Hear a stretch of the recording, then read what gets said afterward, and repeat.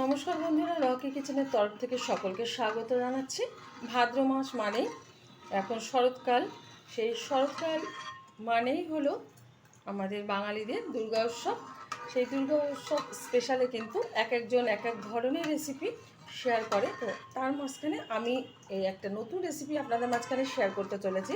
সেটা হলো নলেন গুড় দিয়ে প্রেশার কুকারে পায়েস। তাহলে চলুন দেখে নেওয়া যাক আজকের রেসিপি। এখানে ওভেনে একটা প্রেশার কুকার বসিয়ে তাতে দিয়ে দিয়েছি 2 কিলো লিকুইড দুধ। দুধটা আমি ভালোভাবে জ্বালিয়ে ঘন করে নেব। তারপরে কিভাবে এই পায়েসটা রান্না করব নলেন গুড় দিয়ে সেটা আপনাদের মাঝখানে শেয়ার করব। আর এখন কিন্তু কোনো জায়গাতেই কিন্তু কোনো নলেন গুড় বলেন, খেজুরের গুড় বলেন, কিছুই নেই। তো এই যে নলেন গুড়, আমি কিন্তু সব সময় শীতের সময়টা আমি লাস্টে যখন নলেন গুড়টা শেষ হয়ে আসে তখন কিন্তু এটা কিনে ফ্রিজে ডিপ ফ্রিজে সারা বছরের জন্য রেখে দিই, প্রায় 5 থেকে 6 কিলো মতো গুড়। তো আজকে এটা দিয়েই আমি পায়েসটা বানাবো। তো দেখতে থাকুন প্রথম থেকে শেষ পর্যন্ত ভিডিওটা। আশা করি ভালো লাগবে। ভালো লাগলে আমার চ্যানেলটিকে সাবস্ক্রাইব করবেন, লাইক করবেন, শেয়ার করবেন। ঠিক যেরকমভাবে দেখাচ্ছে এরকমভাবে একবার পায়েস বানিয়ে খেয়ে দেখবেন, আশা করি ভীষণ ভালো লাগবে। নলেন গুড় না থাকলে আপনারা চিনি দিয়ে করে নিতে পারেন বা মিষ্টি দিয়ে করে নিতে পারেন, সেটাতেও কিন্তু খুব ভালো লাগবে। দুধটা কিন্তু অনবরত আমি ফুটিয়ে নিয়েছি, হাই আছে, আর অনেকটাই কিন্তু গাঢ় হয়ে গেছে। এখন এর মধ্যে এক এক করে উপকরণ মেশাবো। প্রথমেই দিয়ে দিচ্ছি 2 কিলো দুধের জন্য 5 গ্রাম গোবিন্দভোগ চাল। আমি কিন্তু চালটা সবসময় অল্প পরিমাণে ব্যবহার করি, যাতে জিনিসটা অল্প খাবো ভালো লাগবে সেরকমভাবেই তৈরি করি। তবে আপনারা আপনাদের পছন্দ অনুযায়ী মাপ অনুযায়ী কিন্তু করে নেবেন, কারণ সবার মতো কিন্তু করতে পারে না, এক একজন এক এক রকম ভাবে করে থাকে, শখ থাকলেও করার উপায় নেই। তো আমি এরকমভাবেই করে থাকি বলে সেটাই বললাম আপনাদের। তো এখন এর মধ্যে দিয়ে দেব পরিমাণ মতো ঘি। দিয়ে দিচ্ছি খুব সামান্য পরিমাণে একটু লবণ, ব্যালেন্সটা ভালো রাখার জন্য।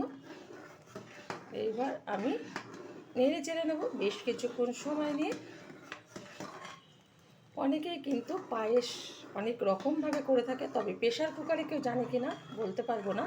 আমি আপনাদের ফার্স্ট টাইম শেয়ার করছি, তো সেই কারণে প্রথম থেকে শেষ পর্যন্ত ভিডিওটা দেখতে বলছি আপনাদের সবাইকেই। আপনারা দেখুন, আশা করি ভালো লাগবে আর নতুন কিছু শেখা হয়ে যাবে।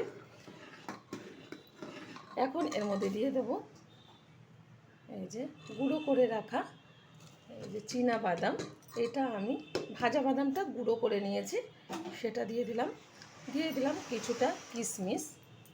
এবার ভালোভাবে আমি প্রায় 5 মিনিট মতো হাই আছে ফুটিয়ে নেব। 5 মিনিট মতো হাই আছে এই যে রান্না করে নিয়েছি। এখন এর মধ্যে দিয়ে দিচ্ছি এই যে নলেন গুড়। আমি কিন্তু এটা কৌটো থেকে বের করে নিয়েছি, আর এই গুড়টা কিন্তু যতক্ষণ শীত না আসবে ততক্ষণ কিন্তু আমার ফ্রিজে স্টক থাকে। তো এখন নাড়িয়ে দিচ্ছি একটু। প্রেশার কুকারের ঢাকনাটা আটকে দিয়ে একটা সিটি দিয়ে নেব হালকা আছে। এটা হালকা আছে রান্না করে নিচ্ছে, আর একটাই কিন্তু সিটি দেবো। এর থেকে বেশি দিলে কিন্তু ফেনা ফেনা ভাত যেরকম হয় সেরকম হয়ে যাবে। একটা সিটি দিয়ে নিচ্ছি। একটা সিটি দিয়ে নিলাম। একটা সিটি দেওয়ার পর কিন্তু ওভেনটা বন্ধ করে দিলাম। এবার ঠান্ডা হয়ে যাওয়ার পর আমি এটা খুলে দেখাবো যে পায়েসটা কেমন হয়েছে। প্রেশার কুকারটা ঠান্ডা করে নিয়েছি, এখন আমি খুলে নিচ্ছি। এখনও কিন্তু ধোয়া হচ্ছে। এখন আস্তে আস্তে করে পায়েসটা একটা পাত্রে আমি ঢেলে দিচ্ছি।